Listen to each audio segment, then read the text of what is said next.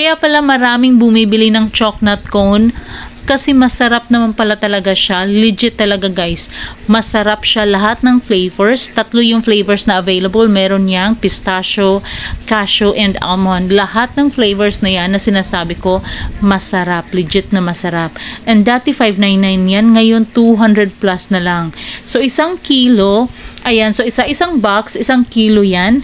80 to 90 pieces laman ng isang box. Pwede mo talagang ibenta yan. So kung ikaw yung tao na naghahanap ng negosyo, pagkakakitaan, alam mo may mga nagtitinda dito malapit sa school, lagi talagang na out of stock dahil marami talagang naghahanap nito.